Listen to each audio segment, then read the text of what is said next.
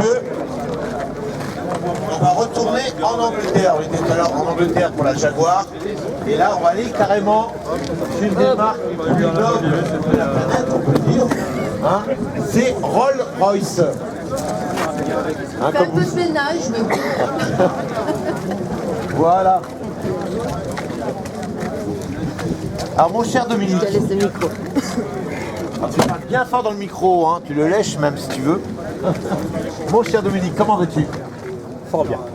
Très très bien. Très bien. La retraite me va bien. La retraite te va bien. Combien de temps t'es en retraite? 4 ans déjà. 4 ans, bah oui c'est vrai que ça te va bien. Tu auras génie. Ouais. Voilà. On sait que, enfin, on sait pour ceux qui te connaissent que tu es un amoureux des Rolls-Royce. C'est vrai. Depuis longtemps. Depuis longtemps. T'aimes bien aussi Ferrari, mais t'aimes bien aussi Rolls. Voilà. Oui, j'aime toutes les voitures. Voilà. T'en as actuellement, t'en as deux, je crois. Oui. T'as celle-ci, t'en as une autre. Oui, j'ai une corniche. Une corniche. Cabriolet, oui. Voilà. Toutes les corniches sont cabriolet. Non. Non, pas Et ah, non, non, non. ah, Il y a des bah, coupés également. Il y a des coupés. Oui, oui. Excuse-moi, alors toi, je connais rien en voiture. Voilà. Et celle-ci, c'est une berline appelée Alors ça, c'est la Silver Shadow classique. Classique. 1974. 1974. Un modèle qui est sorti en quelle année? La première a été présentée en 65 et la commercialisation a été faite fin 65-66. Voilà. Alors quand ce modèle a été présenté au milieu des années 60, on n'a pas applaudi des deux mains. Hein, c'est vrai. On disait que Rolls un peu se perdait en fait, Tout à fait. dans la voiture Mais un peu il était grand basique. temps de prendre un tournant, je dirais, au niveau de la construction de ces voitures, puisque les modèles d'avant, c'était des Silver qui commençaient à dater sérieusement au niveau conception. On faisait des carrosseries sur des châssis, choses comme ça. Encore archaïque à l'époque. Hein. Oui, voilà, on sortait quand même du jeu de l'après-guerre et il fallait devenir un peu plus moderne. Donc, Une voiture moderne, monocoque. Absolument. Donc cette voiture-là était vraiment une révolution chez Rolls-Royce avec tout un tas d'innovations extraordinaires pour l'époque, bien évidemment. Hein. On est en 65. On entend bien, les oui. premières, Oui. hein. Oui. La toute première. première, Donc, oui. au niveau de la carrosserie, donc on a affaire pour la première fois chez Rolls à une monocoque. Oui. Au niveau du moteur, il y a une révolution également. On est quoi? Sur quel type de moteur? Les premières étaient en 6 litres 3 et ensuite elles sont passées en 6,75, le 6 3 quarts comme on dit. Un V8. C'est un V8 Comme les absolument, Américains. à carburateur jusqu'en 1976. Ouais. 76. Et bloc aluminium quand même, hein, arbre à Ah, câble oui. en tête avec distribution par chaîne. Donc c'est un moteur extrêmement fiable, hein, cette voiture-là aujourd'hui 216 000 km. Et 216 000 d'origine. Absolument, oui. D'accord. Oui, oui. Quand on demandait à l'époque à Rolls combien développaient ces moteurs, ils étaient toujours un peu vagues, on ne savait jamais. Oui, c'est une puissance estimée à environ 220 chevaux. Il ne faut pas oublier que la voiture fait 2 tonnes 3 tout de même. Hein. 2 tonnes 3. Ah oui. C'est une voiture standard pour ce genre de voiture. L'intérêt, c'est pas la puissance, bien évidemment, c'est le couple moteur qui est absolument énorme. Ouais. Hein, on a une Beaucoup de boîte, couple. on a une boîte 3 vitesses simplement, qui est une boîte américaine, hein, qui est à l'origine en 4 vitesses. Ces boîtes américaines de quelle origine tu sais? C'est la Ouais. toutes les voitures américaines font aujourd'hui encore. General Motors, il me semble. C'est ça, oui. Je crois que c'est General Motors, Voilà. ça c'est C'est une boîte ça. américaine. Parce Absolument. qu'à l'époque, Rolls. Il était en boîte 4 à l'époque et ensuite.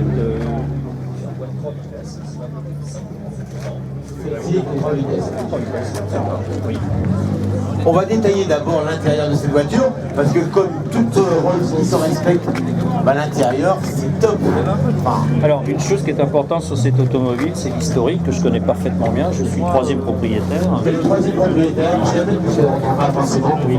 Et tout est strictement d'origine, y compris la peinture qui a une histoire particulière. C'est-à-dire que cette voiture-là était en stock chez la Rolls-Royce française, mais à l'époque, elle était malheureusement verte. Et un verre extrêmement Importateur laid. à Paris. Oui, un verre très laid puisqu'il était un peu style militaire. Ah oui. Ils ont eu un client qui est arrivé et qui souhaitait cette voiture-là extrêmement rapidement et blanche. Donc l'importateur a repeint la voiture en 1974. C'est marqué Entièrement. sur le bouquin d'entretien, tout à fait. D'accord. L'origine est strictement d'origine aussi. J'ai simplement refait une teinte des sièges à l'avant, puisque je m'en sers quand même beaucoup, elle a des kilomètres. Ouais. Les moquettes, tout est strictement d'origine. entièrement d'origine pour cette Il n'y a voiture. jamais eu de restauration. C'est assez incroyable. Depuis 25 ans maintenant. Et j'en prends soin, ce qui explique l'état de la voiture. D'accord. Elle est magnifique, hein. Franchement, quand on la voit, hein, le public, je pense que là, d'ailleurs, on va faire le tour pour ouvrir les portes de côté pour que le public le voit bien. Le coffre qui est immense. Regardez un peu l'intérieur. C'est quoi qu'on a à la gauche? C'est la batterie, tout simplement, avec le bac d'origine. La trousse à outils d'origine également. L'extincteur qui est d'origine, je pense pas qu'il fonctionne, mais bon, pour le fun, je le laisse. Voilà. J'ai tout de même changé la moquette du fond. C'est changé, Oui, parce ça que a du sujet avec le temps. Voilà. La boîte à outils n'est pas là, parce que je l'ai démontée hier. Dessous, on a trouvé une route secours, je suppose. La route secours est en dessous, elle s'enlève par ici. Qui n'a peut-être même jamais servi. Ça part en dessous la voiture. Non, non, non, j'ai jamais crevé. Ah si, j'ai crevé Si, une une fois. Ah oui, on a. Bon, bah là, elle a pu servir alors. Tout à fait. Le remplissage d'essence qui s'effectue sur le côté. Ici, vous avez une trappe. Une grande trappe. Et sur également des outils, bien évidemment, de... L'intérieur. D'accord. Les mécaniques, mais de l'intérieur. Voilà. Donc l'intérieur, on l'ouvre ici. Les portes sont très très lourdes, les portes. Je ne sais pas combien pèse une porte, mais on sent le poids.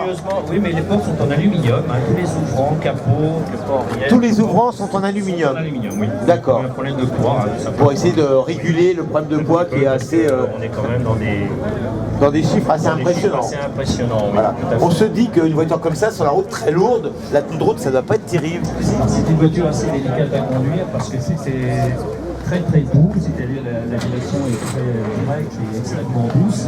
Les suspensions de neige, donc on a des bruits quand même, hein, pas mal. Les freins sont d'époque, donc ça fait bien, faut pas oublier qu'on a 2 tonnes 3. Oui, 90, 86, la c'est complète, on pourra parler tout à l'heure. Et c'est vrai que tout est très très lourd, je ne sais pas si c'est embarqué par le code de la voiture. J'apprécie les plus, moi j'y arrive parce que je vais aller bien. Mais quelqu'un qui connaît assez de voiture, qui aborde des S avec vitesse, je pense qu'il va dans le décor instantanément.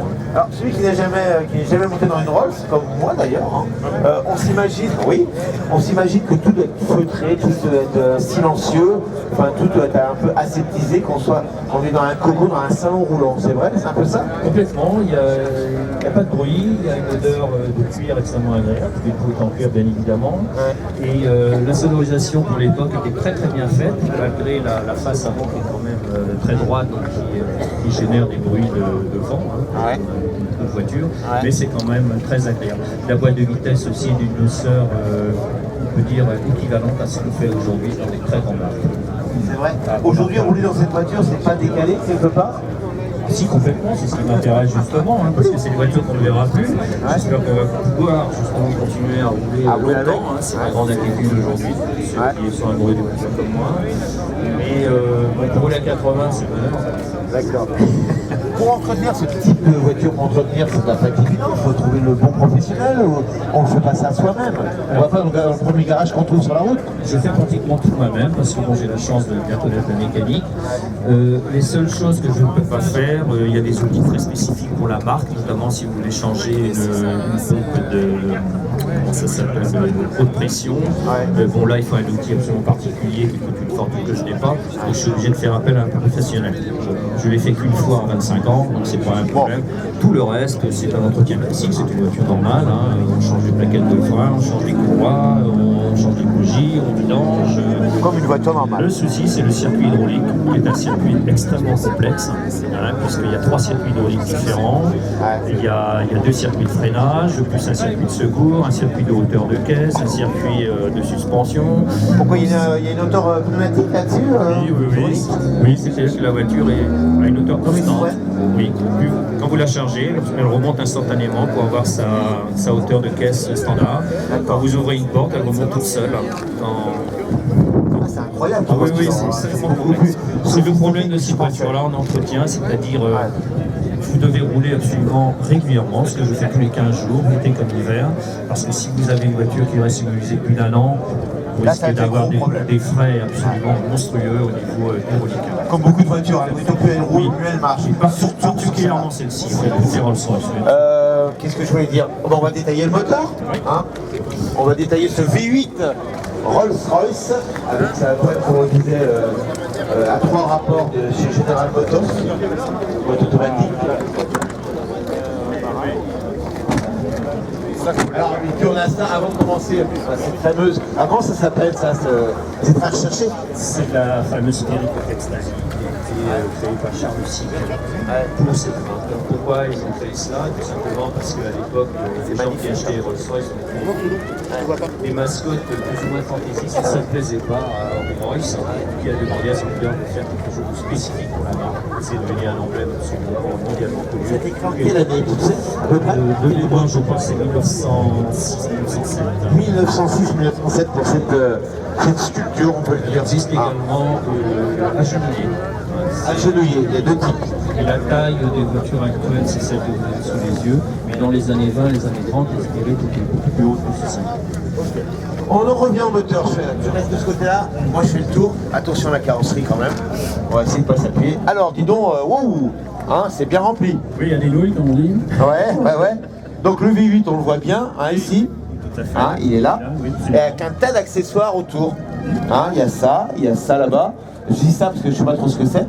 Et on a aussi un gros compresseur Vous également. avez la climatisation qui était La d'origine clim sur ces voitures-là. d'origine, Il y voilà. a aussi un truc qui a été fait par Rolls-Royce, c'était une des premières marques à le faire, c'est le dégivrage de la lunette arrière. Dégivrage de la lunette arrière.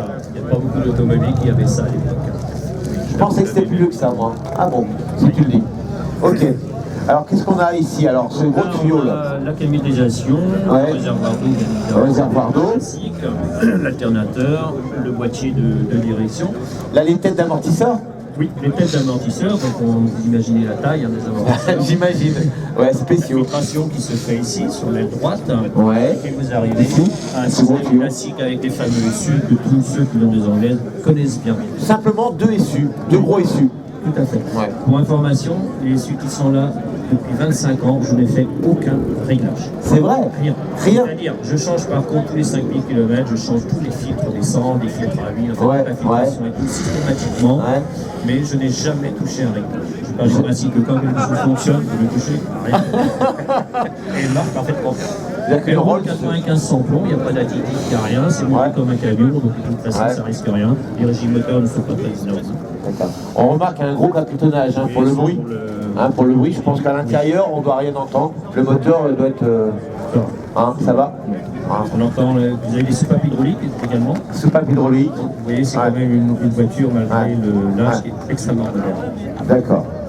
Et là, on a le fameux c'est quoi? réservoir hydraulique, Hydraulique. qui va gérer tout le Les système. 2 ou 3 circuits de la voiture. Voilà. Qui est, comme tu disais, qui est assez complexe. Très Toi, tu n'as complexe. jamais eu de problème hydraulique? Ben, j'en ai pas eu, si j'en ai eu, j'ai quelques fuites bien évidemment, c'est Ouais. une voiture anglaise, mais bon, c'est Ouais. facile à déterminer, par contre c'est absolument inaccessible, Ouais. donc ça demande beaucoup de travail pour réparer, puisque vous avez des durées qui courent absolument tout le long de la voiture, et il faut s'astreindre à changer systématiquement toutes les durées de caoutchouc qui ont tendance à travailler avec ce liquide-là, qui est un liquide spécifique, qui est castrol, qui est RR360, comme vous voyez, Ouais. et qui attaque les durites peu à peu. Si vous laissez le durite plus de, je dirais, 5-6 ans sans rouler ou plus de 15-20 000 km, vous pouvez avoir des problèmes de retour bloqués, donc les freins qui restent bloqués, les freins des choses comme ça. Enfin, il y a tout un tas de choses à éviter. Mais il faut rouler régulièrement. Hein. Voilà.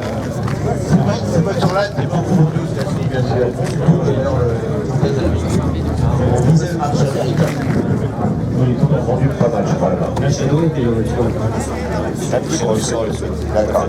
La dernière version sortie en galonique, la Shadow. on est passé sur la Spirit en 67, je crois. D'accord, c'est ça. L'intérieur, on va le détailler. On va essayer de faire vite. Je sais que le combien de la planche arrière est précis. J'oublie pas. Hein. Donc l'intérieur, on est dans une anglaise, mais en plus on est chez Rolls. Voilà, du bois. Alors quel type d'essence? C'est de la rose noyée. La rose noyée. Voilà. C'est fait à la main, bien évidemment. Retour également sur les portières. Hein. Connolly à l'époque. Voilà. Connolly. L'instrumentation est classique des Anglaises, avec l'ergonomique et fantaisisme, je dirais. Ça fait partie du charme. À l'époque, c'est vrai qu'on n'était pas encore dans ces. Voilà. Hein. On n'a pas les commodos peut-être à la portée de main ou tout.